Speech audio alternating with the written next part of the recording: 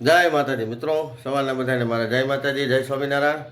ચાલો આજે સવારમાં છે આપણે ઉતાવળ, પણ અત્યારમાં આપણે આજે રવિવાર છે એટલે ફર્સ્ટ ક્લાસ વણેલા ગાંઠિયા અને સરસ મજાની કઢી બનાવી નાખી. કારણ કે ગુજરાતીઓને આપણે ગાંઠિયા અને કઢી તો રવિવારે હોય જ એમ.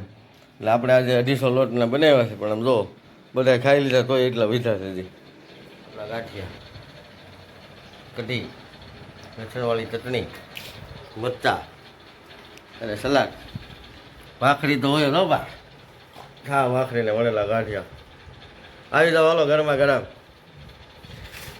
મારા વ્લોગ દ્વારા તમને બધાને ગાંઠિયા મોકલું છું, ખાઈ લેજો.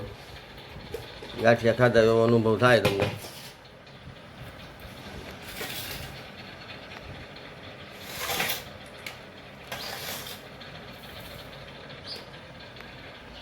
થોડોક માલ ભરી લઈ, માલ લેતા જઈ અને હવે આપણે નીકળીશું ફેરીમાં. નાસ્તો કરી લીધો, આજે રવિવાર હતો એટલે થોડાક મોડા ઉઠ્યા.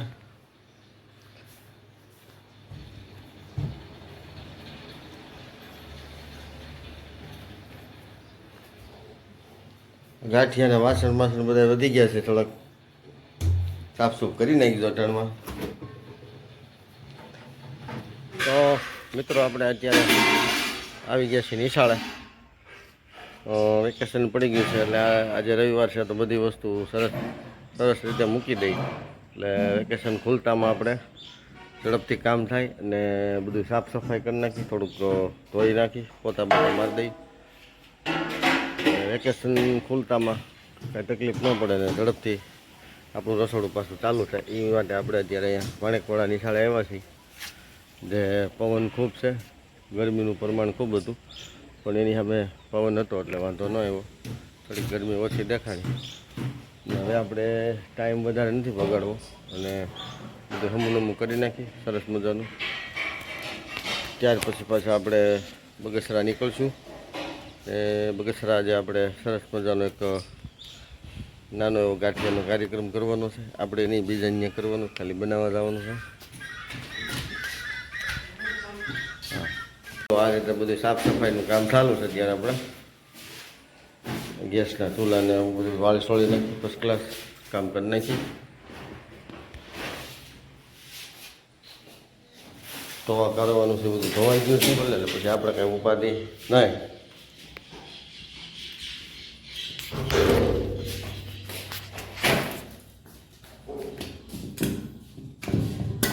સૂનો ને એવું બધું અંદર જવા દેવાનું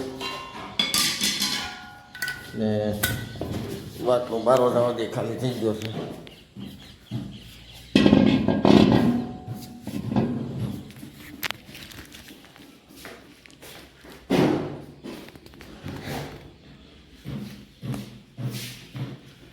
ઉપર દાણા બાળા બધું ખેરાઈ ગયો કચકડા. આપણે લગભગ કલાક 1.5 કલાકના નથી છે એટલે કામ થઈ જાય છે. આ બધું કરવાનું કારણ એક જ કે વેકેશન ખુલે એટલે પછી આપણે બહારગામથી આવીને વહેલું મોડું થાય ને રસોડું ચાલુ કરવાનો ટાઈમ હોય. એની કરતાં આપણે અત્યારે બધું સાફ સફાઈ કમ્પ્લીટ કરીને મૂકી દઈએ એટલે કાંઈ ઉપાધિ જ નહીં. ને અહીંયા જો બધું વ્યવસ્થિત બધું ગોઠવી દીધું.